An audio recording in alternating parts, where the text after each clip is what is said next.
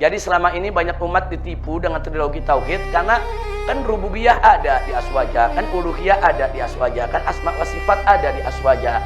Nah kadang mereka lihat, oh iya ini ada, saudara, mereka terima. Nah tapi setelah mereka dalami ternyata lain maksudnya, tujuannya lain. Nanti akan kita bongkar, saudara, kemana arah mereka sebenarnya.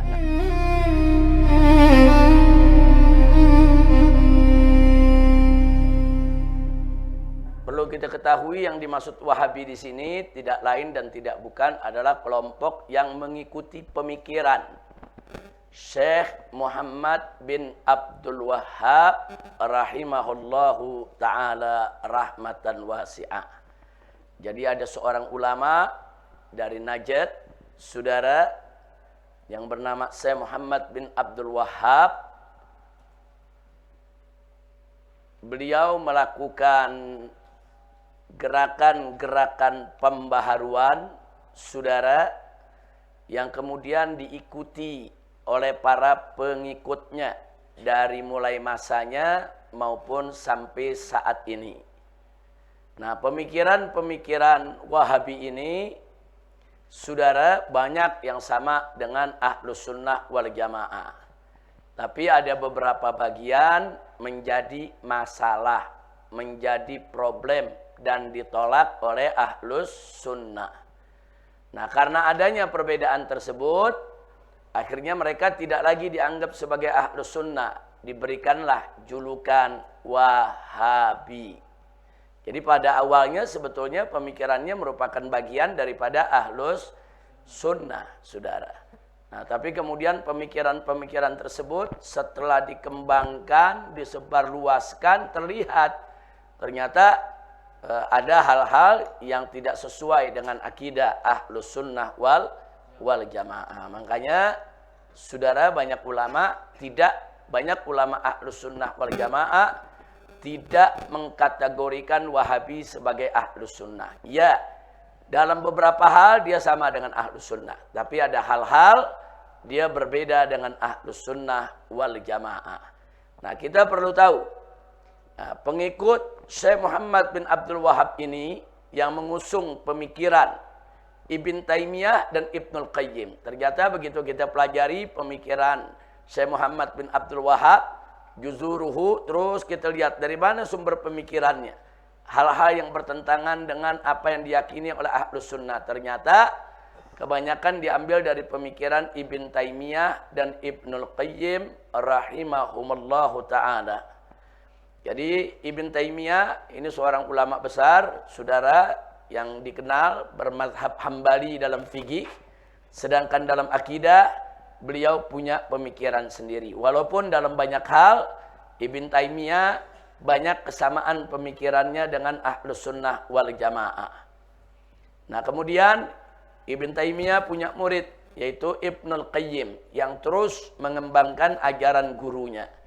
Nah, ajaran Ibn Taimiyah dan Ibnul Qayyim inilah yang diadopsi oleh Syekh Muhammad bin Abdul Wahhab. Sehingga para pengikut Wahabi sampai hari ini memang banyak dalam argumentasi mereka mengutip dari pendapat Ibnu Taimiyah dan Ibnul Qayyim. Nah, sekarang kita mau tahu aneka label apa saja sih yang diberikan oleh masyarakat Ahlus Sunnah wal Jamaah terhadap kelompok Wahabi ini. Saudara, kita mau lihat label-labelnya. Label-label ini ada yang diberikan oleh masyarakat, ada juga klaim dari Wahabi itu sendiri. Nah, ada mereka mengklaim kami ini nama kelompoknya ini. Tapi ada juga label yang diberikan oleh masyarakat. Mari kita lihat satu persatu. Pertama, saudara, mereka suka disebut Ahlul Hadis. Ahlul Hadis, saudara. Nah, kenapa mereka disebut Ahlul Hadis? Mereka mengklaim, saudara, karena mereka mengklaim sebagai pengikut ahli hadis.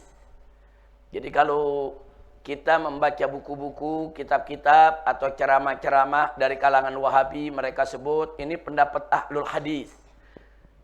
Ini mazhab Ahlul Hadis, saudara. Maksudnya ajaran dan pemikiran mereka, saudara.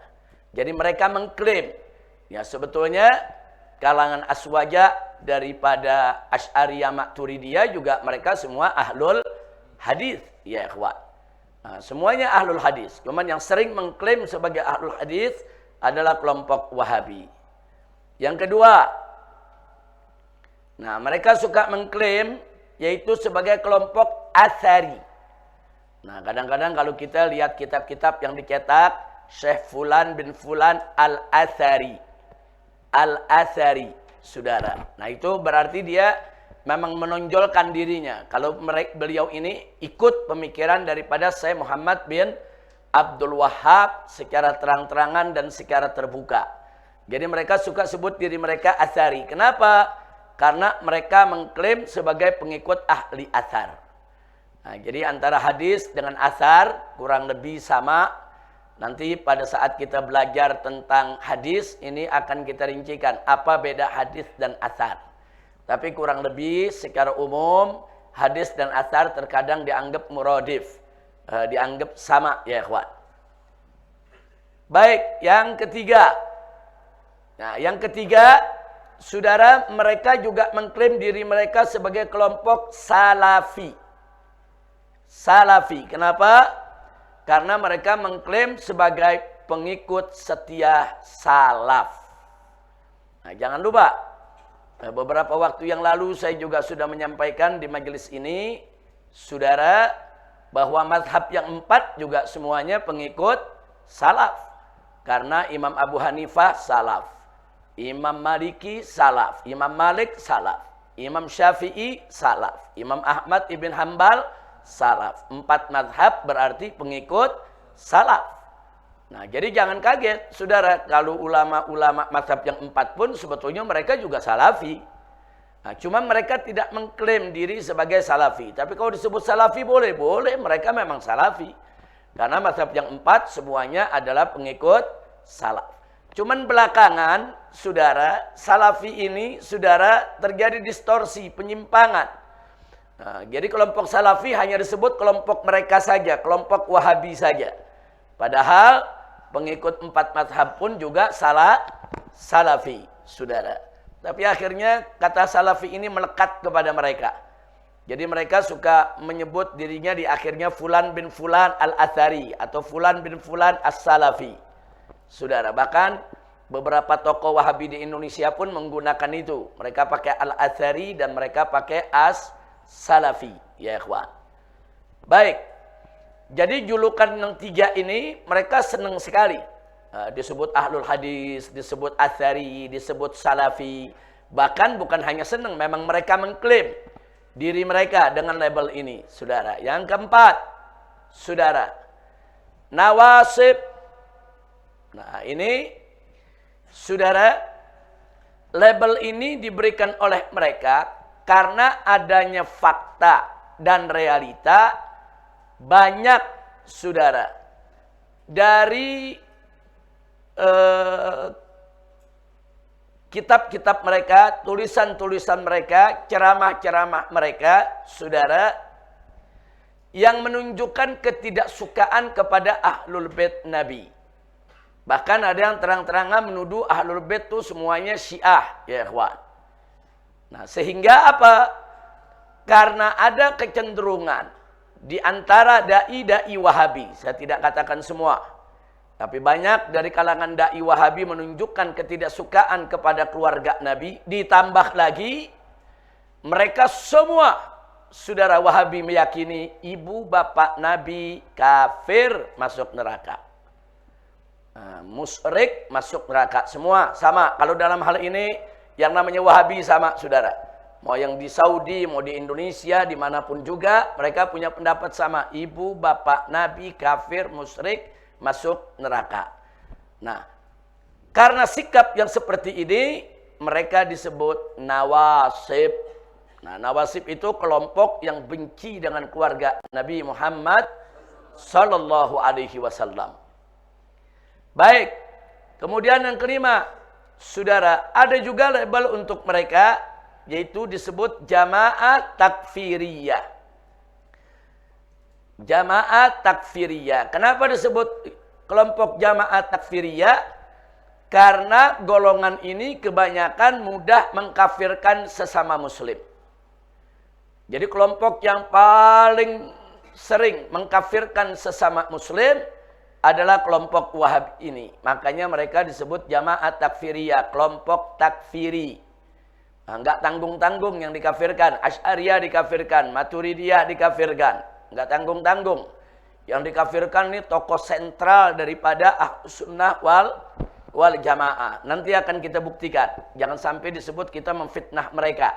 Nanti akan kita kutip pernyataan ulama-ulama daripada kalangan Wahabi ini yang secara terang-terangan menyesatkan Asy'ariyah dan Maturidiyah. Nah, jadi jangan kaget kalau pada akhirnya kalangan Ahlus Sunnah, saudara, melakukan raddul fi'il, bereaksi, saudara. Karena mereka mengkafirkan Ahlus Sunnah wal Jamaah, akhirnya kalangan Asy'ariyah, saudara, menyebut mereka sebagai kelompok takfiri. Baik, yang keenam. Nah, yang keenam, mereka juga disebut kelompok Khawarij, saudara. Nah, jadi ada yang melabelkan Khawarij.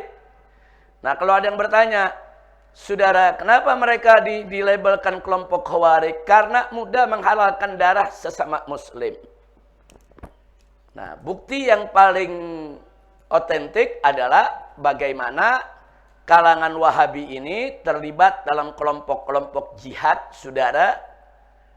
Nah, kemudian begitu mereka terlibat, di sana mereka begitu memudah mengkafirkan kelompok lain dan menghalalkan darah mereka, lalu menyerang dan membunuh mereka sesama muslim. Contoh, ISIS. Saudara, ISIS pada awalnya tampil sebagai kelompok mujahidin. Sehingga banyak pihak yang tertarik, saudara. Tapi pada langkah berikutnya mereka menunjukkan yaitu akidah aslinya.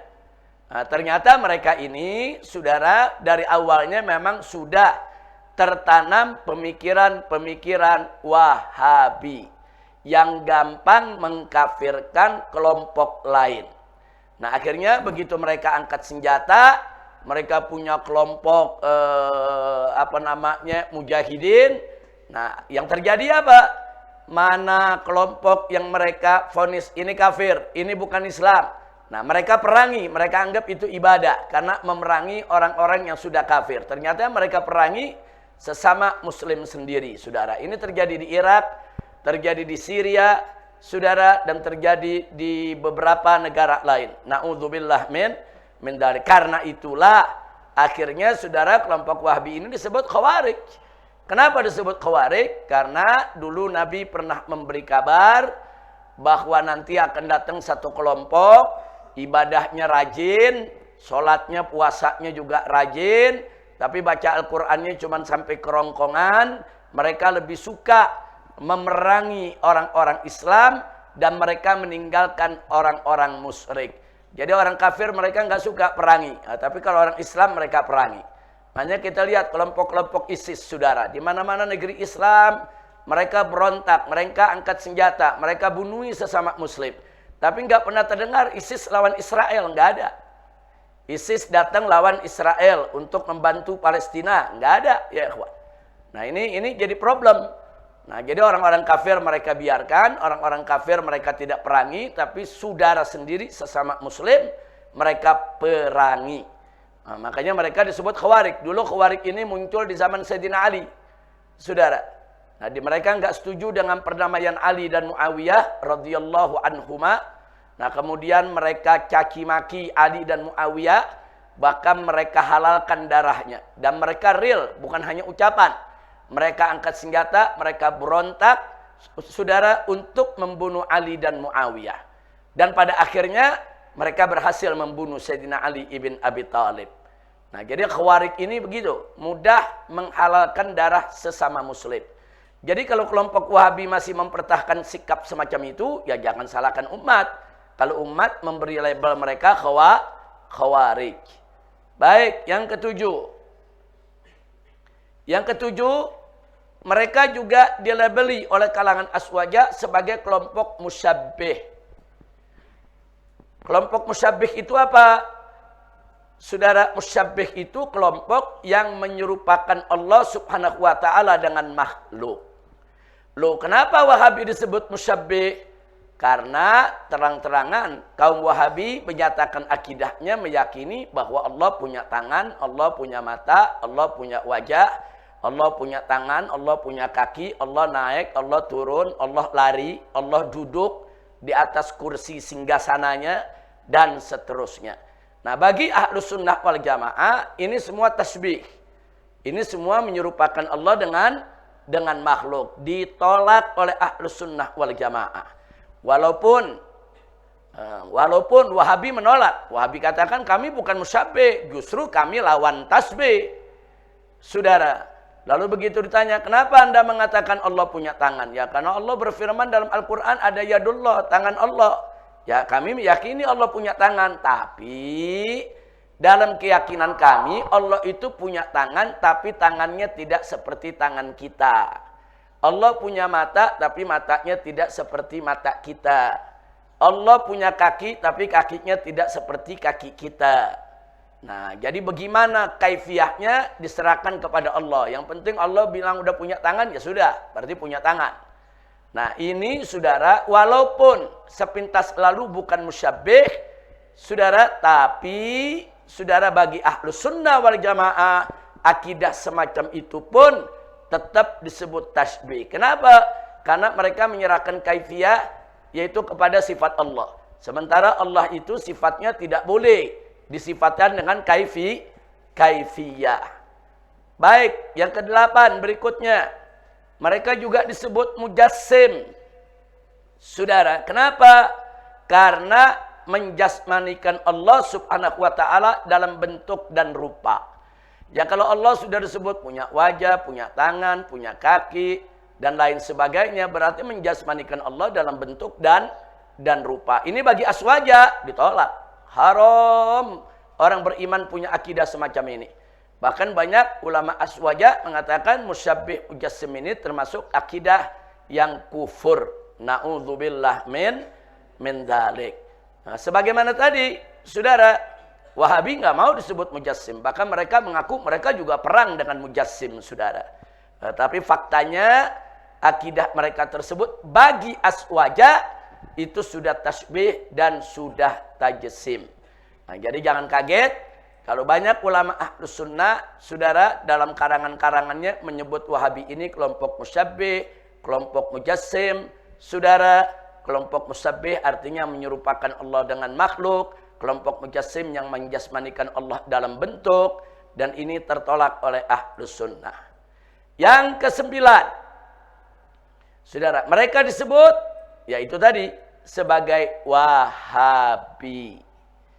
Mereka disebut sebagai Wahabi. Kenapa? Karena mereka mengikuti pemikiran Syekh Muhammad bin Abdul Wahhab, saudara. Nah, jadi karena mereka pengikut Muhammad bin Abdul Wahhab, jadi disebut Wahabi. Baik, kemudian yang ke-10, saudara, ada juga yang menyebut mereka sebagai gulat sunni.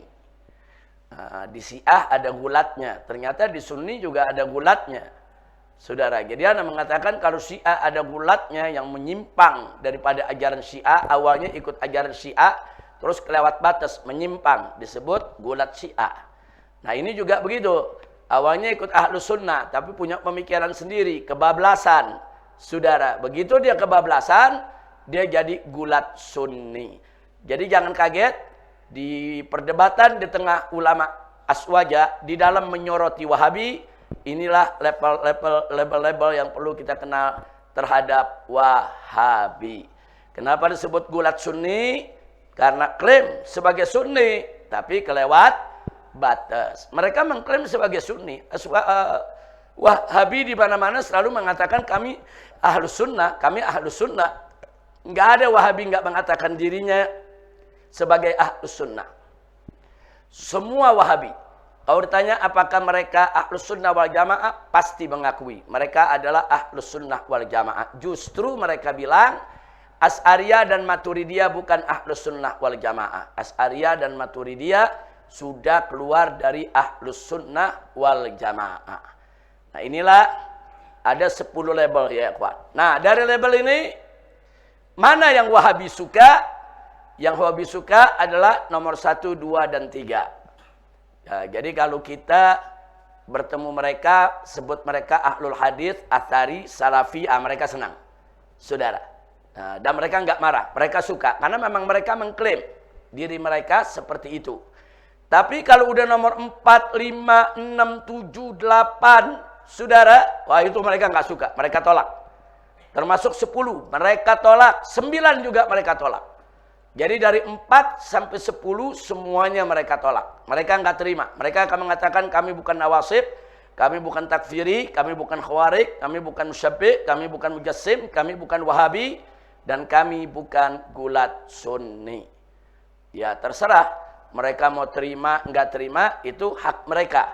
Saya hanya menyampaikan di sini, inilah fakta realita yang terjadi di tengah-tengah umat ahlus sunnah wal jamaah. Ya saudara, yang tidak lain dan tidak bukan adalah Asy'ariyah dan Maturidiyah yang saat ini menjadi kelompok mayoritas umat Islam di seluruh dunia. Seluruh dunia umat Islam lebih dari 80% adalah ahlus sunnah wal jamaah, Asy'ariyah, Maturidiyah, 80% lebih. Nah, karena itu, saudara, masyarakat di 80% dunia ini lebih di mana-mana, kalau lihat Wahabi, ya ini yang mereka sebut. Oh, ini Wahabi. Oh, ini gulat sunni. Oh, ini mujassim. Oh, ini musyabbi'. Ini khawarij. Ini takfiri. Nah, jadi jangan kaget, label-label tersebut melekat terhadap mereka, ya karena perbuatan mereka sendiri. Lalu, kalau saya ditanya, kira-kira dari semua nih nomor 1 sampai 10, mana yang lebih saya pribadi suka menyebutnya? Saudara, yang saya suka menyebutnya dan sering saya lakukan, nomor 3 dan nomor 9. Salafi dan Wahabi. Kapan saya sebut mereka Salafi? Kalau saya ketemu kelompok-kelompok Wahabi yang mu'tadil. Kelompok Wahabi yang santun, yang ramah, yang tidak mengkafir-kafirkan sesama muslim, yang enggak merasa dirinya benar sendiri, yang enggak menyesatkan Asy'ariyah dan Maturidiyah. Dia mau duduk dengan kita, berjuang bareng dengan kita. Saya biasa sebut mereka Salafi. Saudara. Nah, untuk menghormati sikap mereka yang bagus dalam pergaulan terhadap sesama umat Islam. Biasanya yang begini saya nggak sebut Wahabi. Saya sebut Salafi. Nah, jadi kalau kadang-kadang suka lihat saya ketemu siapa sebut Salafi, ketemu siapa sebut Wahabi, saudara, tergantung bagaimana perilakunya. Nah, lalu kapan saya sebut Wahabi? Kalau saya bertemu atau mendapatkan saudara Wahabi yang ekstrem, yang mengkafirkan Asy'ariyah, yang mengkafirkan Maturidiyah, yang seenak-enaknya teriak ibu bapak Nabi masuk neraka, saudara, atau yang seenak-enaknya mereka mengklaim sebagai ahlus sunnah satu-satunya di dunia, yang lain dianggap kafir, dianggap musyrik, saudara, atau kelompok-kelompok yang memang senang mengkafir-kafirkan sesama muslim. Kalau yang begini saya langsung sebut Wahabi. Kadang-kadang saya sebut takfiri, saudara. Nah, saya nggak segan untuk menyebut mereka dengan sebutan-sebutan seperti tadi, nawasib, takfiri, khawarij, musyabbi', mujassim, dan Wahabi. Nah, saya nggak ragu-ragu untuk menyebut itu. Tapi kalau mereka yang santun, sopan, mau dialog, duduk bareng, berjuang, saling menghormati, nggak mengkafirkan sesama, saudara, zahirnya kita lihat dia baik. Saya masih suka sebut mereka sebagai Salafi. Kira-kira jelas tidak? Nah, tapi kalau udah perilakunya nggak baik, saya sebut ya salah satu di antara yang dari nomor 4 sampai nomor 10, saudara. Nah, saya sebut, yang mana aja saya sebut, saudara. Nah, cuman memang lebih sering saya istilahkan dengan istilah Wahabi. Baik. Saya pikir ada pertanyaan, apa istilah Wahabi ini tidak menghina, saudara? Apa istilah Wahabi ini tidak merendahkan, saudara? Nah, kalau kita mempelajari istilah-istilah label yang diberikan umat kepada mazhab-mazhab yang ada, saya melihat istilah Wahabi ini sudah tepat, tidak berlebihan. Jadi apakah mereka itu nawasib atau bukan, takfiri atau bukan, khawarij atau bukan, musyabbih atau bukan, mujassim atau bukan, gulat sunni atau bukan, saudara, yang pasti mereka wahabi. Nah, jadi istilah itu saya pikir udah tepat. Kalau takfiri, enggak semua mereka akan takfiri, saudara. Kalau nawasib, enggak semua juga mereka nawasib. Ada ulama-ulama salafi yang cinta kepada ahlul bait, saudara. Nah, kalau disebut khawarij, saudara, yang menghalalkan darah sama muslim, masih banyak ulama-ulama wahabi yang enggak menghalalkan darah sesama muslim. Artinya debatable, saudara, masih bisa diperdebatkan. Tapi kalau istilah wahabi, ini istilah sudah tepat dan ini bukan penghinaan. Mari kita buktikan. Ya, mari kita buktikan sekarang. Wahabi kan menolak label wahabi. Kenapa? Alasan mereka, mari kita lihat. Kalangan wahabi menolak istilah wahabi disematkan kepada mereka. Dengan dalih bahwa nama imam mereka adalah Muhammad bin Abdul Wahhab. Sehingga semestinya yang tepat istilahnya adalah Muhammadi, bukan wahabi. Nah, karena mereka punya imam adalah Muhammad, mestinya Muhammadi, pengikut Muhammad, saudara. Kenapa pengikut disebutnya wahabi dari bapaknya? Nah, jawabnya, saudara, kalau disebut Muhammadi, saudara, ini nanti jadi ada iltibas. Karena umat Islam semuanya Muhammadi. Umat Islam semuanya Muhammadi. Semuanya pengikut Nabi Muhammad SAW. Sehingga nggak bisa dia klaim sendirian. Hanya karena nama imamnya Muhammad, saudara, kemudian dia harus disebut Muhammadi. Enggak, saudara. Enggak begitu. Nah, jadi justru disebut wahabi untuk menjadi identitas. Nah, supaya berbeda dengan yang lain, supaya mudah dikenali. Itulah kita sebutkan di sini. Hujah penolakan mereka terbantahkan.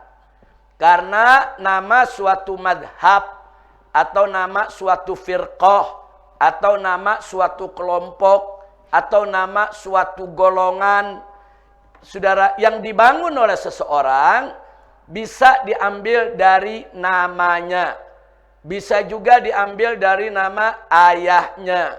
Atau juga diambil dari nama kakeknya.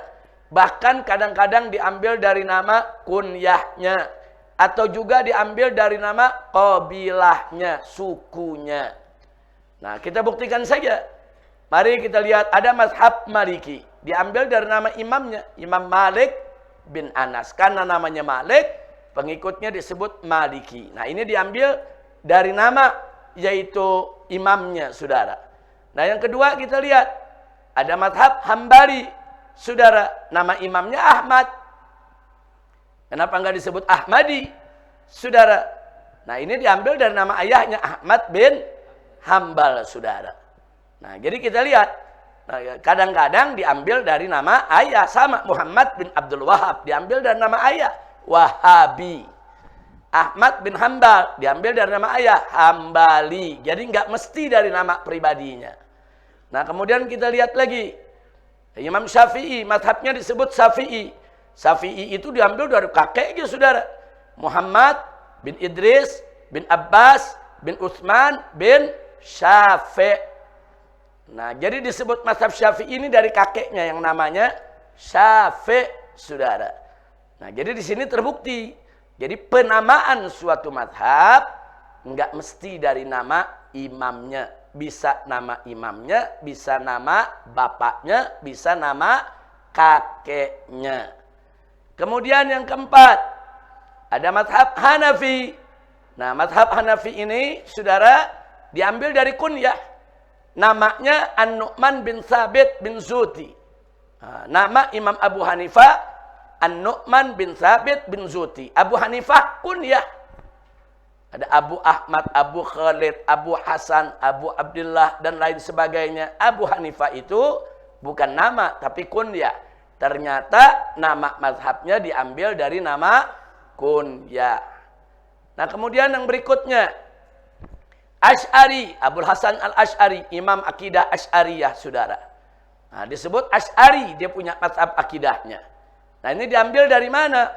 Imam Abul Hasan Ismail bin Ishaq al-Asy'ari. Al-Asy'ari ini qabilah dia, sukunya. Al-Asy'ari itu nama suku, nama qabilah. Nah, jadi saudara, makanya disebut dengan sebutan mazhab Asy'ari. Jadi kesimpulannya, label Wahabi sudah sangat tepat.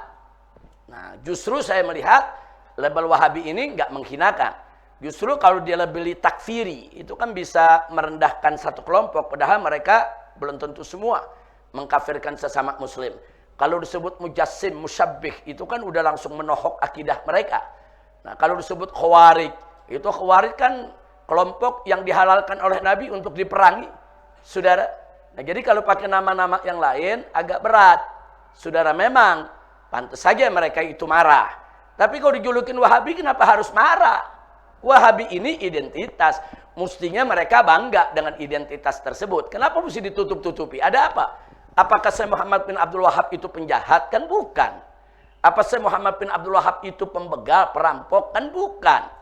Syekh Muhammad bin Abdul Wahab itu ulama, saudara. Yang pada masa hidupnya memperjuangkan kemurnian akidah. Karena di wilayah beliau hidup, saudara, banyak kemusyrikan terjadi di Najd. Nah, banyak kemusyrikan yang nyembah kuburan, saudara, yang melakukan hal-hal yang musyrik. Beliau perangi itu.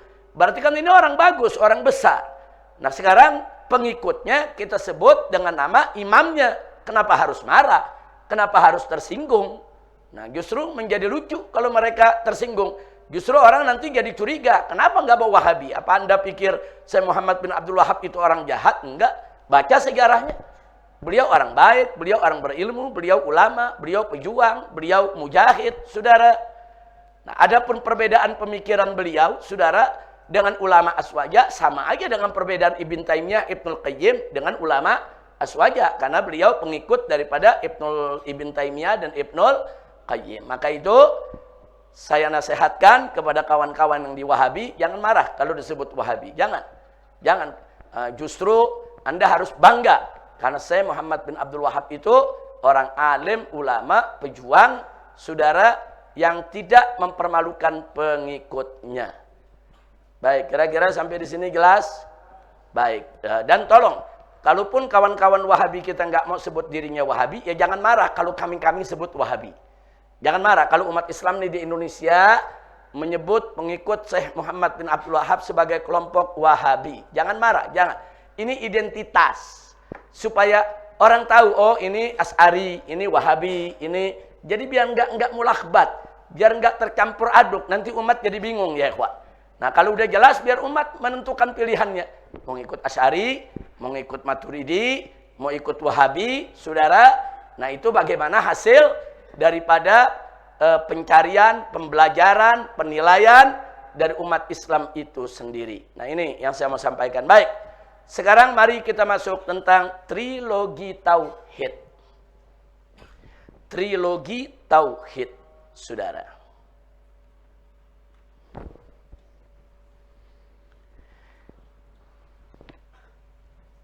Ibn Taimiyah rahimahullah, saudara, memperkenalkan kepada umat Islam, saudara, trilogi tauhid.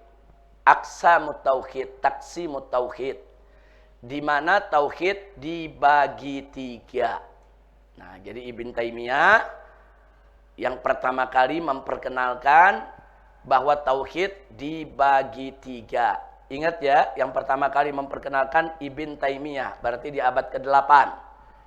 Berarti trilogi tauhid ini nggak ada di zaman salaf, nggak ada di zaman Nabi, nggak ada di zaman sahabat, nggak ada zaman tabi'in, nggak ada zaman tabi'in juga tidak ada. Istilah trilogi tauhid, taqsimut tauhid dibagi 3. Taqsimut tauhid, saudara, ila salas, ini tidak ada di zaman salaf. Yang pertama kali membaginya adalah Ibn Taimiyah. Nah, sekarang yang mempopulerkan, mengajarkan, menyebarkan, mengembangkan trilogi tauhid adalah dari kalangan Wahabi. Nah, apa sih sebetulnya maksud dari trilogi tauhid? Tauhid dibagi menjadi 3. Pertama, rububiyah. Apa itu rububiyah? Rububiyah itu adalah pengakuan dari seorang hamba bahwasanya sang pencipta alam semesta dan pemelihara serta penjaminnya adalah Tuhan yang Maha Esa. Tauhid. Jadi ada pentauhidan dalam keyakinan bahwa yang menciptakan alam semesta ini serta memelihara dan menjaminnya adalah Tuhan yang satu, yaitu Allah. Ini disebut tauhidur rububiyah. Rububiyah dari kata Rabb, Rabbun. Rabbun itu pemilik, Rabbul Alamin, yang memiliki alam semesta. Rabb. Jadi rububiyah itu sekali lagi, saudara, tauhid pengesaan Allah sebagai saudara sang pencipta alam semesta. Yang kedua, tauhidul uluhiyah. Apa itu uluhiyah? Dari kata ilahun. Nah, ilahun itu artinya Tuhan. Kalau Rabbun itu pemilik. Rabbi, pemilik kita. Pemilik kita siapa? Allah, saudara. Kalau ilah itu Tuhan, saudara. Atau ilah itu ma'bud, yaitu yang disembah. Nah, tauhidul uluhiyah itu adalah pengakuan bahwasanya sang pencipta alam semesta adalah satu-satunya Tuhan yang berhak disembah. Ini konsep la ilaha illallah. Tiada Tuhan yang berhak disembah selain Allah. Nah, ini namanya tauhidul uluhiyah. Saudara. Baik. Kemudian yang ketiga, tauhidul asma was sifat. Apa itu tauhidul asma was sifat? Pengakuan seorang hamba bahwasanya sang pencipta alam semesta memiliki nama-nama yang maha indah dan sifat-sifat yang sempurna layak dengan kesuciannya. Saudara, perhatikan. Ini kalau sampai di sini kadang-kadang orang bingung, kan bagus nih. Kan Ahlus Sunnah begini juga. Loh, ada masalah apa Ahlus Sunnah menolak? Saudara, Ahlus Sunnah tidak menolak rububiyahnya. Ahlus Sunnah tidak menolak uluhiyahnya. Ahlus Sunnah tidak menolak asma dan sifatnya. Enggak. Ahlus Sunnah juga mengakui kita harus ada rububiyah, kita harus ada tauhid rububiyah, tauhid uluhiyah, tauhidul asma wa sifat. Ahlus Sunnah semua mengakui. Lalu kenapa trilogi semacam ini ditolak? Ada persoalan, saudara. Yaitu persoalan pembagian. Tauhid dibagi 3. Saudara, namanya saja tauhid. Tauhid, pengesaan, 1. Masa 1 dibagi 3? Ini jadi sama agama sebelah. 1 dalam 3, 3 dalam 1. Ada gak agama sebelah yang begitu? Ada. 3 dalam 1, 1 dalam 3. Apa tuh namanya? Trilogi, saudara. Nah, ini yang ditolak oleh Ahlus Sunnah. Tauhid itu 1 yang namanya tauhid. Namanya aja tauhid. Dari kata apa tauhid? Saudara, wahid, ahad, 1. Kok bisa jadi 3? Nah, ini yang ditolak oleh Ahlus Sunnah. Jangan tauhid yang sudah 1 dan disatukan oleh Nabi dibagi 3. Dipecah. Ini yang ditolak. Makanya mari kita lihat. Bagaimana sikap Aswaja terhadap pembagian ini? Perhatikan. Tauhid hanya 1 tidak berbilang, yaitu la ilaha illallah. Di dalam kalimat tauhid ini, saudara, ada ketiga unsur tauhid di atas. Jadi 3 unsur tauhid di atas, rububiyah, uluhiyah, asma dan sifat, masuk jadi 1, tidak terpisahkan.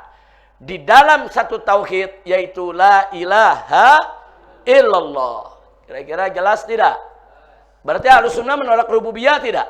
Enggak. Menolak uluhiyah tidak? Enggak. Menolak asma wa sifat tidak? Enggak. Yang ditolak apanya? Tauhid dibagi. Tauhid dibagi 3, itu yang ditolak. Saudara. Lo kalau ada yang nanya, emang bahayanya apa? Nanti kita lihat. Sebentar lagi kita lihat apa bahayanya dibagi, ya ikhwan.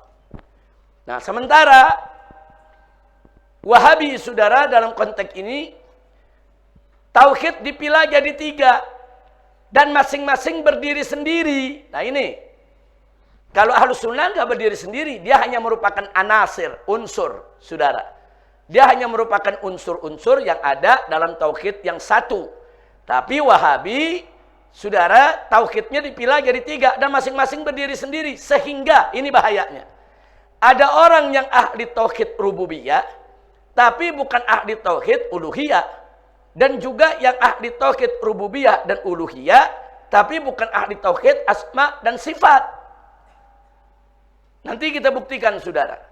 Kalau dibagi 3 ini, berarti apa? Oh, ada ahli tauhid rububiyah. Padahal tauhid uluhiyah dia nggak punya. Padahal tauhid asma wa sifat dia nggak punya. Yang terjadi begitu. Oh, ada ahli tauhid uluhiyah, walaupun dia tidak punya tauhid rububiyahnya. Dan ini berbahaya. Nah, sebab saudara, kalau aswaja enggak. 3 unsur ini memang ada, tapi masuk dalam satu tauhid, yaitu la ilaha. Di dalam la ilaha illallah ada tauhidul rububiyah, ada tauhidul uluhiyah, ada tauhidul asma wa sifat. Titik.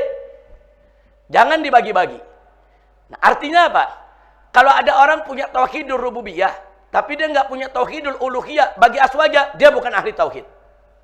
Ada orang mengakui bahwa pencipta alam semesta ini adalah Tuhan yang esa.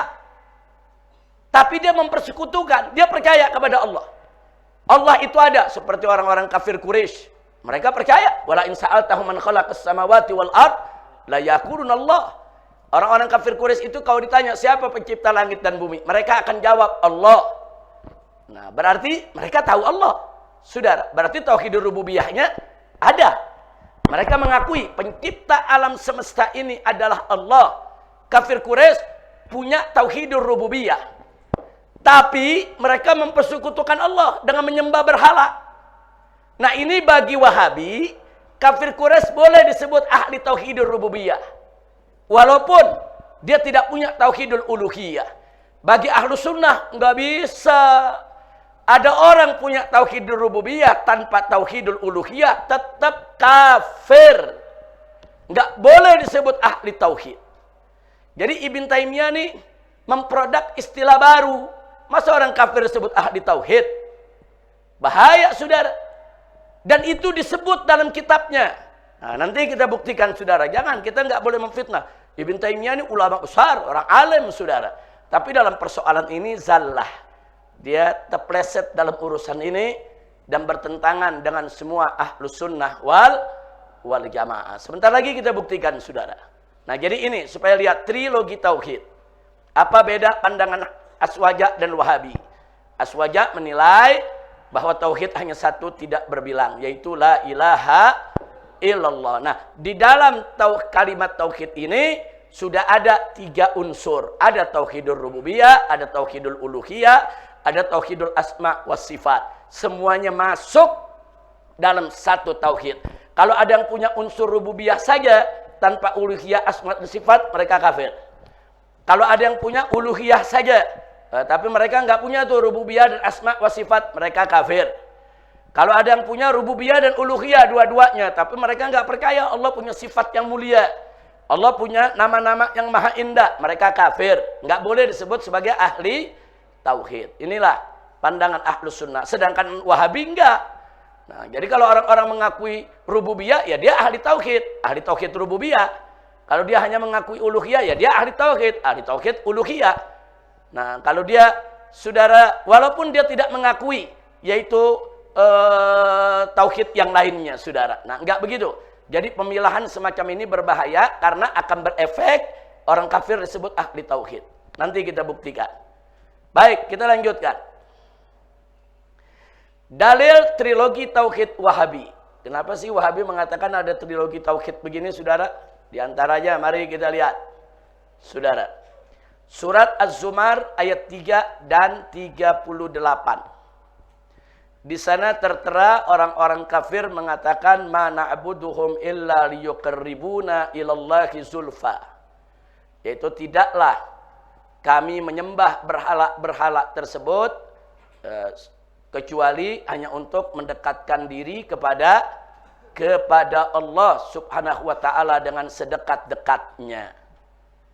Jadi kata mereka, berarti berdasarkan ayat ini orang-orang kafir Quraisy itu punya tauhidur rububiyah, mengakui akan adanya Allah. Hanya saja mereka tidak punya tauhidul uluhiyah karena mereka mempersekutukan Allah dengan menyembah yang lainnya. Nah, kemudian yang kedua yang sering mereka bawa, yang ayat yang tadi saya sampaikan, yaitu Allah berfirman wala in sa'altahum man khalaqas samawati wal ard la yaqulunallah. Itu jika kamu bertanya kepada mereka, kepada orang-orang kafir, saudara, man khalaqas samawati wal ard, siapa yang telah menciptakan langit dan bumi? La yaqulunna, niscaya pasti mereka akan menjawab Allah.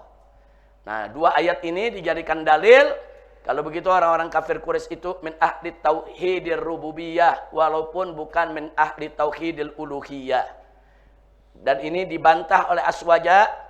Tidak gara-gara pengakuan ini atau fakta ini kemudian mereka disebut ahli tauhid. Enggak, selama mereka mempersekutukan Allah, mereka bukan ahli tauhid walaupun mereka mengakui akan adanya Allah. Kita lanjutkan. Masih soal trilogi tauhid Wahabi, saudara.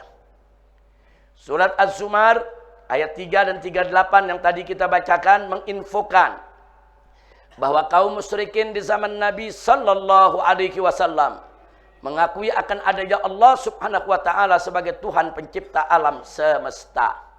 Akhirnya oleh kalangan Wahabi mereka dianggap ahli tauhid rububiyah. Nah, kemudian yang berikutnya surat Az-Zumar ayat 3 dan 8 juga menginfokan bahwa kaum musyrikin di zaman Nabi sallallahu alaihi wasallam masih tetap mempersekutukan Allah Subhanahu wa taala, mempersekutukan Allah Subhanahu wa taala. Artinya mereka bukan ahli tauhid uluhiyah. Mereka ahli tauhid rububiyah, tapi mereka bukan ahli tauhid uluhiyah. Nah, apa bahaya yang kita tangkap di sini? Bahaya yang kita tangkap adalah kafir disebut ahli tauhid. Bahaya, kafir disebut ahli tauhid. Dari mana datangnya, saudara? Kalau Ahlus Sunnah nggak bisa. Oh, mereka mengakui tauhidul rububiyah, tapi nggak mengakui tauhidul uluhiyah. Ya kafir. Jadi mengakui tauhid itu satu kesatuan tidak terpisahkan. Makanya Ahlus Sunnah mengatakan tauhid itu satu tidak berbilang.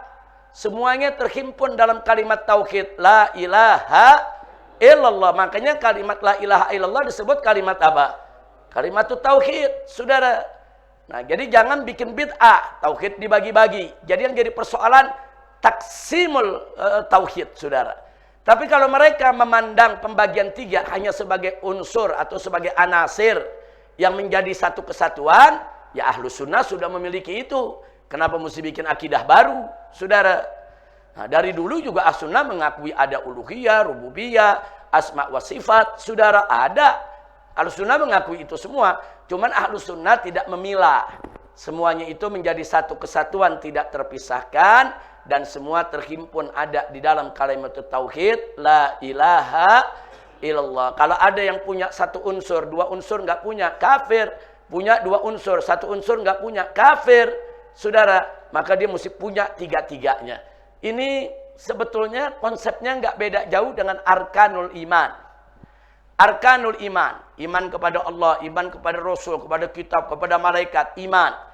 Nah, kalau kita iman kepada Allah, tapi tidak iman kepada para Rasulnya, mukmin bukan? Bukan. Nggak bisa disebut mukmin. Iman kepada Allah, iman kepada para malaikat, iman kepada para Rasul, tapi tidak iman kepada Al-Quranul Karim. Bisa disebut mukmin? Nggak bisa. Karena 6 perkara itu adalah arkanul iman. Menjadi satu kesatuan, rukun. Satu lepas, iman lepas. Ya ikhwan. Kira-kira jelas gak? Nah, satu lepas, iman lepas. Nah, mungkin di sini Wahabi bingung. Ini teologi tauhidnya mau disebut arkan. Arkan iman udah ada. Ya kalau mau disebut arkan, arkanul iman itu arkanul tauhid. Al-iman wa tauhid dia juga, saudara. Akhirnya mereka sebut ini aqsamut tauhid. Nah kalau sudah aqsam, taksim, dibagi, dibelah. Nah itu yang ditolak oleh Ahlus Sunnah. Kecuali kalau mereka mengatakan, saudara, bahwa tauhid la ilaha illallah yang satu itu mengandung unsur rububiyah, uluhiyah, asma dan sifat. Nggak ada masalah. Karena memang begitulah akidah Ahlus Sunnah sejak dulu. Cuman sekarang dikamuflase seolah-olah Ahlus Sunnah ini kita nggak mengakui rububiyah, kan lucu. Kita nggak mengakui uluhiyah, kan lucu. Sejak kapan Ahlus Sunnah nggak mengakui rububiyah dan uluhiyah serta asma wa sifat? Saudara, dari dulu kita mengakui. Nah mestinya kalau Wahabi tahu Ahlus Sunnah itu sudah memiliki unsur tauhidur rububiyah, uluhiyah, asma wa sifat di dalam kalimat tauhid yang satu, la ilaha illallah, mestinya mereka nggak bikin taksim yang baru. Mereka tidak buat tauhid yang baru. Kira-kira jelas tidak? Alhamdulillah. Kita lanjut, saudara. Nah sekarang mari kita lihat dalil-dalil yang tadi digunakan oleh mereka, saudara. Dalil-dalil yang digunakan oleh mereka tadi, saudara. Trilogi Tauhid Wahabi. Aswaja mengakui akan adanya Allah Subhanahu wa ta'ala sebagai Tuhan pencipta alam semesta dan sebagai satu-satunya Tuhan yang berhak disembah. Saudara. Nah, di sini berarti aswaja di mata Wahabi, saudara, ahli tauhid rububiyah dan uluhiyah. Karena dua tauhid tadi ada. Tapi begitu masuk ke dalam urusan sifat, saudara, ini yang jadi persoalan. Aswaja tidak mengakui bahwa Allah Subhanahu wa ta'ala punya tangan, punya kaki, punya betis, punya wajah, punya mata, serta duduk, lari, naik, turun, dan tertawa seperti makhluk. Saudara, karena aswaja tidak mengakui ini, sementara ini adalah akidahnya Wahabi, mereka sebut aswaja bukan ahli tauhid asma dan sifat. Berarti kalau bukan ahli tauhid asma dan sifat, aswaja apa namanya? Kafir. Inna lillahi wa inna ilaihi raji'un. Saudara. Jadi aswaja disebut bukan ahli tauhid. Kafir disebut ahli tauhid. Ini terbulak-terbalik nih. Kafir yang cuma mengakui tauhid rububiyah, padahal mempersekutukan Allah, disebut ahli tauhid. Saudara. Tapi aswaja yang punya tauhid rububiyah dan uluhiyah hanya berbeda pandangan dalam soal asma wa sifat dengan Wahabi, disebut bukan ahli tauhid. Nah, ini yang seperti ini sangat berbahaya. Nah, sekarang katakan ada Wahabi mungkin yang saat ini juga ikut menyaksikan, ikut mendengarkan. Nah, di sana mereka minta bukti. Habib Rizik jangan ngomong aja. Kapan kami sebut kalau mereka ini bukan ahli tauhid? Saya bacakan di sini langsung apa yang dikatakan saudara kaum musyrikin. Kita masuk berikutnya, kita lihat. Sebelum kita masuk ke sana, kaum musyrikin karena mengakui adanya Allah sebagai Tuhan pencipta alam semesta, walaupun tidak menyembah Allah, maka disebut ahli tauhid rububiyah. Aswaja walaupun yang menyembah Allah, akan tetapi karena tidak mengakui bahwa Allah punya sifat seperti makhluk, maka disebut bukan ahli tauhid asma dan sifat. Nah, di sini saudara, yang jadi problem trilogi tauhid itu melahirkan pentauhidan kafir dan pengkafiran ahli tauhid.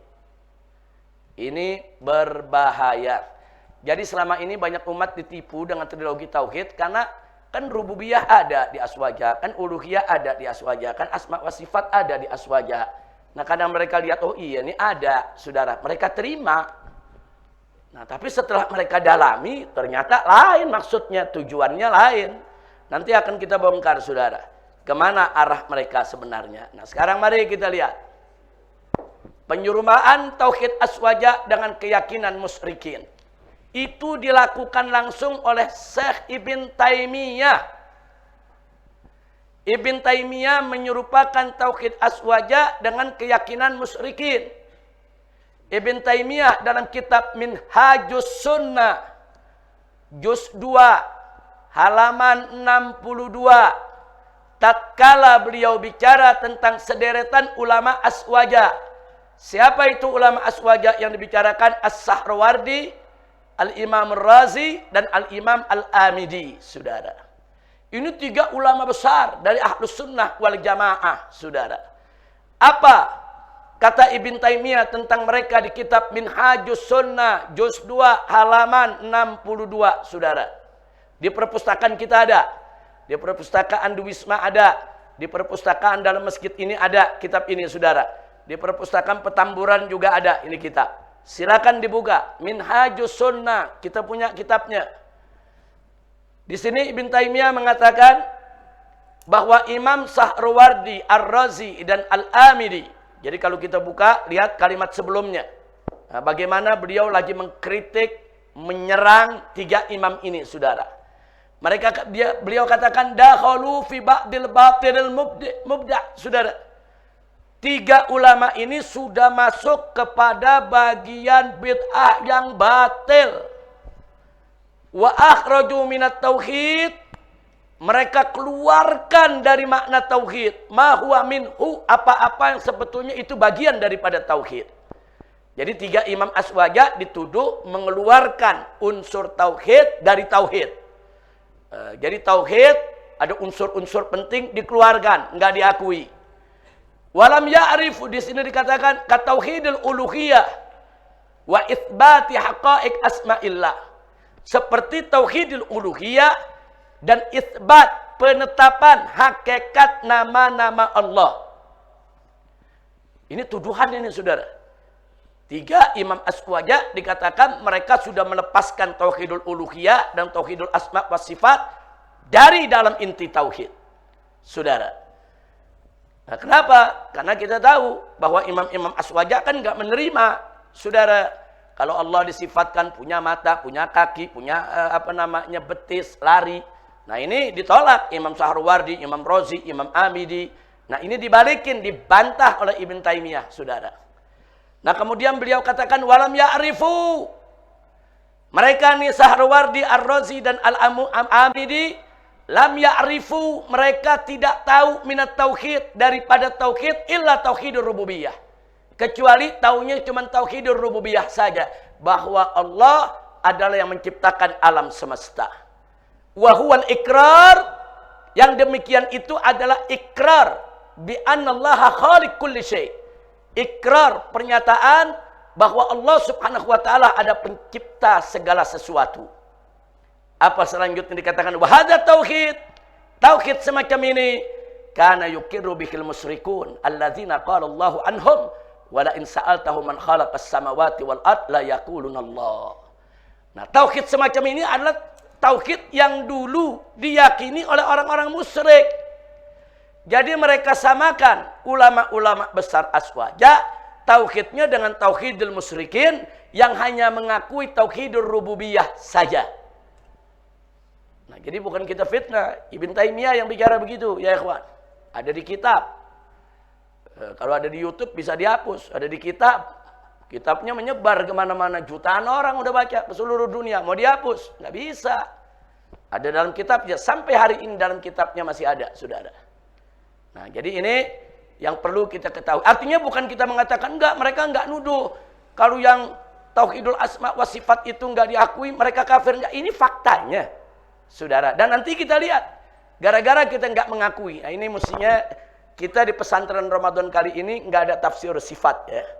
Enggak ada, tapi ada nyinggung sedikit saja. Nanti kita singgung sedikit, ya kawan. Pesantren yang lalu ada materi tafsir sifat. Bagaimana Ahlus Sunnah wal Jamaah menafsirkan sifat-sifat Allah yang ada di dalam Al-Quran maupun hadis-hadis Nabi kita Muhammad Sallallahu Alaihi Wasallam. Yang jelas Ahlus Sunnah anti tasbih dan anti tajsim. Anti tasbih yaitu anti menyerupakan Allah Subhanahu wa taala dengan makhluk. Anti tajsim yaitu anti menjasmanikan Allah dalam bentuk. Untuk apa? Tanzihan lillah. untuk mensucikan Allah Subhanahu wa ta'ala. Baik, kita lanjutkan saudara. Kalau kita mau lihat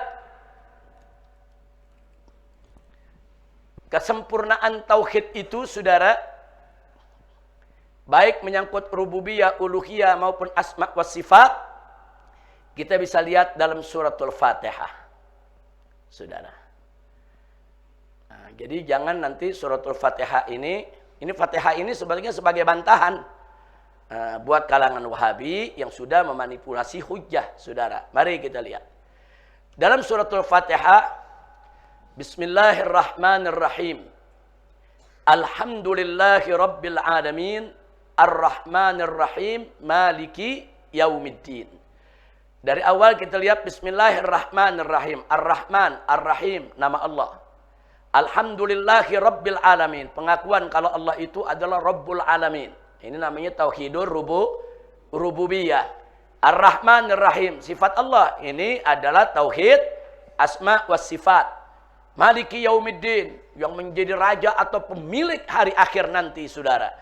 Nah, ini sebetulnya dari ayat 1, 2, 3, dan 4 suratul Fatihah, di situ sudah ada tauhidur rububiyah dan sudah ada tauhidul asma was sifat. Ar-Rahman, Ar-Rahim, sifat nama Allah. Saudara, yang menginformasikan kepada kita Allah itu punya sifat rahmah. Nah, kemudian ayat yang berikutnya, iyyaka na'budu wa iyyaka nasta'in. Hanya kepada Engkau ya Allah kami menyembah, dan hanya kepada Engkau ya Allah kami minta pertolongan. Artinya apa di sini? Ini soal ubudiyah, ibadah kepada Allah. Ini yang disebut tauhidul uluhiyah. Iyyaka na'budu, hanya kepada Engkau ya Allah kami menyembah. Hanya kepada Engkau, enggak nyembah yang lain. Berarti dalam surat Al-Fatihah ada tauhidul rububiyah, ada tauhidul uluhiyah, ada tauhidul asma was sifat. Nah, sekarang kita mempertanyakan saudara. Satu, apa boleh orang mengakui Allah sebagai Rabbul Alamin tapi tidak menyembahnya? Boleh tidak? Enggak boleh. Saudara, enggak boleh dipisah. Kemudian yang kedua, apa boleh orang mengakui Allah sebagai Rahman dan Rahim? Dijunjung nama Allah dan sifatnya yang suci, tapi tetap mempersekutukannya. Saudara, apa boleh begitu? Enggak boleh, saudara. Jadi jelas dari nomor 1 dan 2 ini, saudara, enggak ada artinya kalau tidak diikat dengan tauhidul uluhiyah. Nah, artinya apa? Rububiyah, uluhiyah, asma dan sifat, satu kesatuan yang tidak boleh dipisah dan dipisah. Memisahkan rububiyah, uluhiyah, asma dan sifat adalah bid'atun dolalah. Jadi yang bikin bid'ah bukan kita, yang bikin bid'ah adalah Wahabi. Anda ahli bid'ah, kenapa Anda bikin taksimut tauhid? Oh, itu dari Ibn Taimiyah. Ibn Taimiyah bukan salaf, Ibn Taimiyah bukan nabi. Saudara, jangan mengada-ngada. Ini yang membuat akhirnya Wahabi menjadi berbeda daripada Ahlus Sunnah wal Jamaah. Baik, sekarang kita lihat apa sih ayat yang mereka pakai tadi yang sudah kita bacakan. Nah, di sini jangan kita korupsi. Kita baca ayatnya secara sempurna. Mari kita lihat. Wahabi korupsi dalil, ya ikhwan. Cuma dipotong itu ayat. Mari kita lihat. Allah berfirman, qala Allah Ta'ala fi kitabihil aziz. Ala lillahi ad-dainul khalis. Walladzina ittakhadhu min dunihi awliya'a ma na'buduhum illa liyuqarribuna ila Allahi zulfa. Inna Allah yahkumu bainahum fima hum fihi yakhtalifun. Inna Allah la yahdi man huwa kadzibun kaffar. Shadaqallahul azim. Dalam ayat ini tegas Allah menyatakan, ingatlah kata Allah, hanya kepunyaan Allah lah agama yang bersih, dinul khalis, maksudnya bersih dari syirik. Walladzina ittakhadhu min dunihi awliya, dan orang-orang yang mengambil pelindung selain Allah. Nah, mereka berkata, ma na'buduhum illa liyuqarribuna ilallahi zulfat. Kami tidak menyembah mereka melainkan supaya mereka mendekatkan kami kepada Allah dengan sedekat-dekatnya. Nah, sampai di situ lanjutkan. Innallaha yahkumu bainahum fima hum fihi yakhtalifun. Di mana Allah katakan sesungguhnya Allah akan memutuskan di antara mereka tentang apa yang mereka berselisih padanya. Termasuk perselisihan soal teologi ini. Saudara, Akhirnya Allah menyatakan untuk mereka, innallaha la yahdi man huwa kadzibun kafar. Sesungguhnya Allah tidak menunjuki orang-orang yang pendusta dan sangat ingkar. Jadi pernyataan orang kafir tadi Allah katakan dusta. Allah nggak katakan itu tauhid. Lah kok Wahabi bilang itu tauhid? Mereka mengakui di sini, saudara, ada Allah. Mereka yang berhala hanya untuk mendekatkan diri kepada Allah. Apa terus Allah puji mereka ada tauhid kepada Allah, mengakui Allah? Enggak. Allah sebut apa? Kadzibun kafar. Mereka ini adalah pendusta yang sangat ingkar. Nah, mestinya akhir ayat ini, saudara, udah menjelaskan bahwa apa yang mereka dikatakan di atas bukan tauhid. Apa yang mereka sebutkan di atas tertolak. Kenapa? Karena mereka pilih itu tauhid, saudara, antara rububiyah dengan uluhiyah. Mereka mengakui Allah sebagai pencipta alam semesta, tapi mereka menyembah berhala. Tauhidul rububiyahnya gugur, batal. Begitu tauhidul uluhiyahnya tidak dilaksanakan. Makanya tadi kita katakan, Aswaja melihat tauhidul rububiyah wal uluhiyah wal asma was sifat satu kesatuan yang tidak boleh dipisahkan.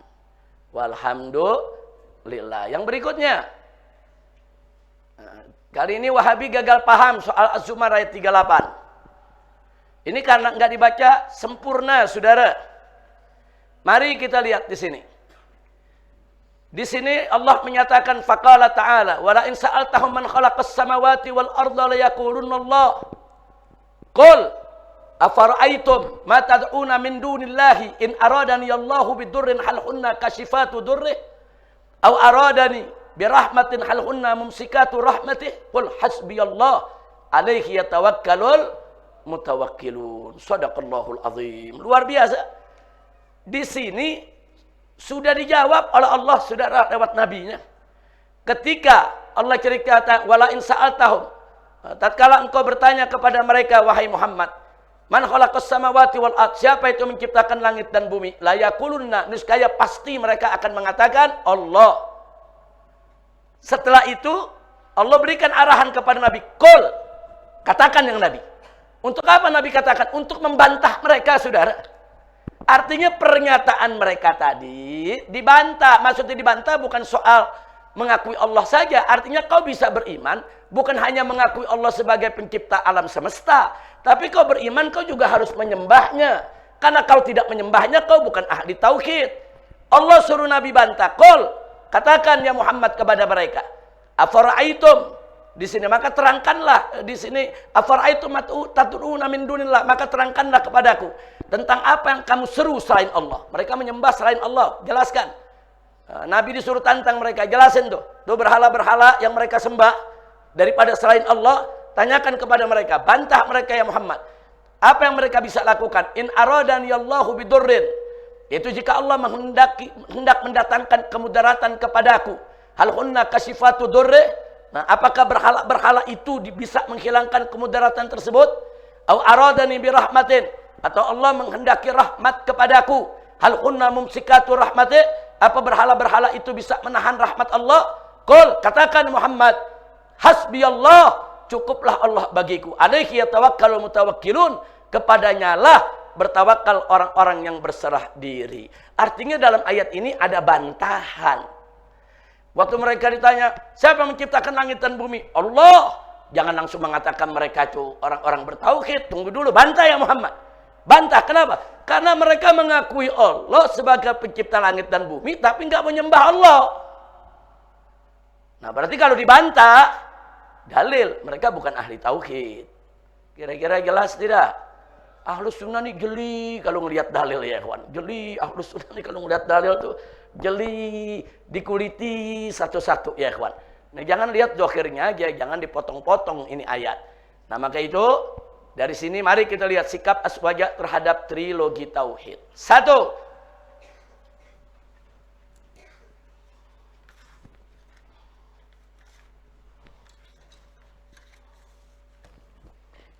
istilah trilogi tauhid tidak dikenal di zaman salaf. Taksim tauhid menjadi tiga, nggak ada di zaman salaf. Tapi baru diperkenalkan Ibn Taimiyah di abad ke-8 Hijriyah. Berarti dia bukan akidah salaf.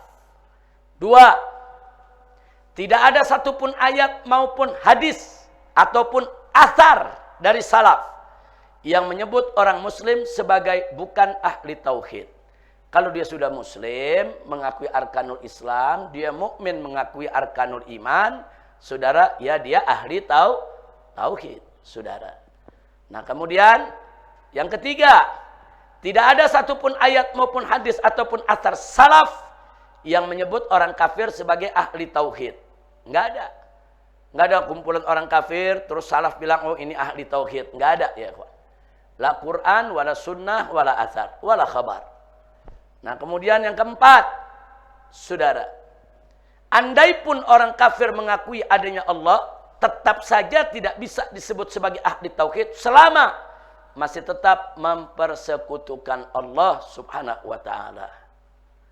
Kemudian yang kelima, dalam surat Az-Zumar ayat 3, Allah Subhanahu wa taala menyebut mereka sebagai pendusta. Nah, ini ayat yang mereka jadikan dalil. Sedang ayat 38-nya dari surat Az-Zumar, Allah Subhanahu wa taala perintahkan Nabi sallallahu alaihi wasallam untuk membantah. Kalau membantah berarti enggak benar. Kalau membantah berarti tauhid mereka tidak benar. Berarti tauhid mereka tidak lurus. Karena mereka memisahkan antara tauhidul rububiyah dengan tauhidul uluhiyah. Tauhidul rububiyah ditanya siapa menciptakan langit bumi, mereka ngakui Allah. Tauhidul uluhiyah mereka nyembah berhala. Enggak benar. Makanya Nabi suruh bantah, enggak begitu tauhid. Tauhid enggak dipilah-pilah, tauhid enggak dipisah-pisah. Inilah akidah Ahlus Sunnah wal Jamaah. Baik, saudara.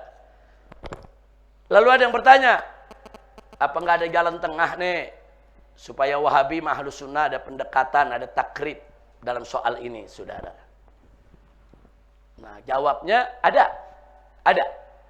Kalau Wahabi mau mendekat ke Ahlus Sunnah dan mau jadi Ahlus Sunnah wal Jamaah, masih tetap mau cerita 3 perkara ini, ada, saudara. Bagaimana caranya? Mari kita lihat. Syarat untuk ditolerir trilogi tauhid. Ahlus Sunnah masih baik banget. Masih mentolerir, saudara. Ada syarat. 1. Trilogi tauhid harus jadi satu kesatuan tauhid yang tidak terpisahkan. Karena inti tauhid hanya satu, tidak terbilang. La ilaha illallah. Titik. Jadi selama mereka bagi-bagi 3, saudara, mereka nggak bisa ditolerir. Syarat kedua, trilogi tauhid tersebut tidak dijadikan sebagai alat pengkafiran sesama muslim atau alat penyerupaan muslim dengan kafir.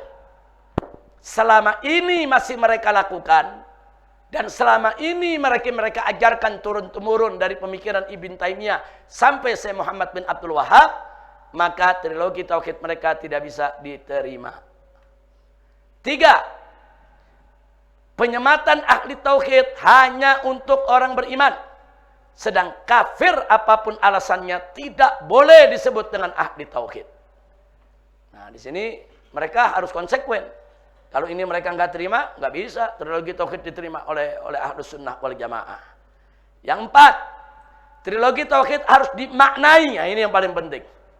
Trilogi tauhid harus dimaknai sesuai akidah Asy'ari Maturidi, bukan dengan paham Wahabi yang beraroma tasbih dan tajsim.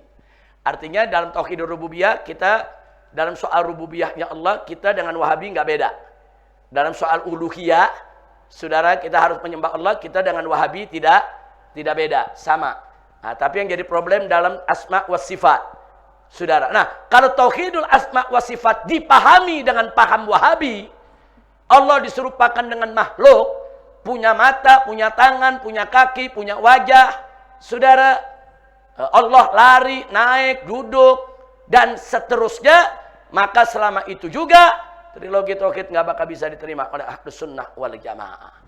Jadi pemahaman mereka tentang asma wa sifat dekatkan dulu dengan Ahlus Sunnah wal Jamaah.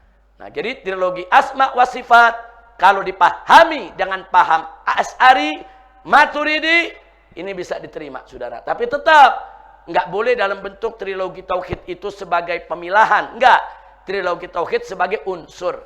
anasir yang ada dalam kalimat tauhid la ilaha illallah. Nah, dari sini jika syarat di atas tidak terpenuhi, maka trilogi tauhid wajib ditolak.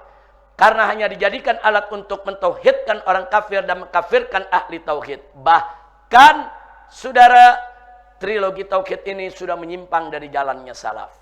Alhamdulillahirabbil alamin. Nah, jadi saudara, itulah tentang trilogi tauhid. Nah, sekarang kita buktikan apa betul banyak Wahabi di dunia ini yang mengkafirkan atau menyesatkan Asy'ari sebagai aswaja, saudara. Mari kita lihat. Wahabi menolak Asy'ari sebagai aswaja. Terang-terangan kok mereka tolak. Bahkan di negara Saudi Arabia, Asy'ari dan Maturidi nggak boleh diajarkan di sekolah-sekolah. Itu dijadikan sebagai akidah sesat, menyesatkan. Fakta. Saya pernah mengajar di sekolah di Saudi. Saya pernah mengajar di salah satu SMA teladan yang menggunakan sistem SKS. Dan saya tahu betul kurikulumnya.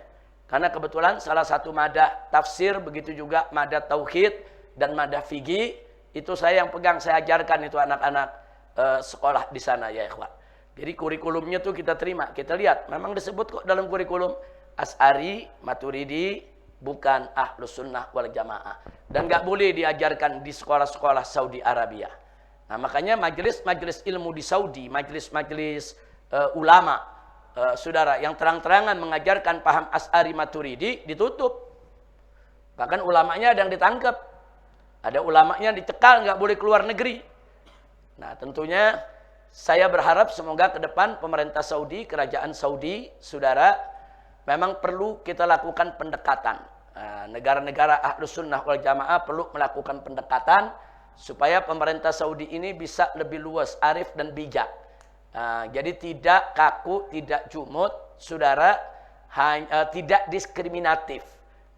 Menopang dakwah-dakwah Wahabi, memusuhi dakwah yang lain. Ini musibah.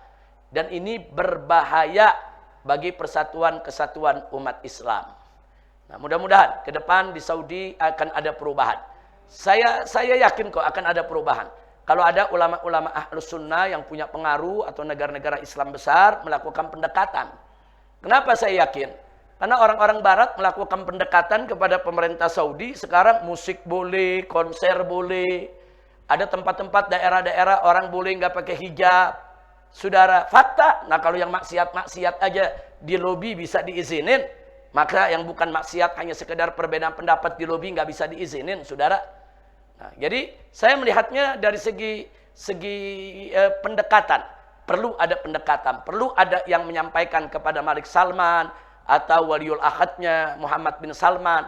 Perlu disampaikan secara arif, bijak, ajak bicara.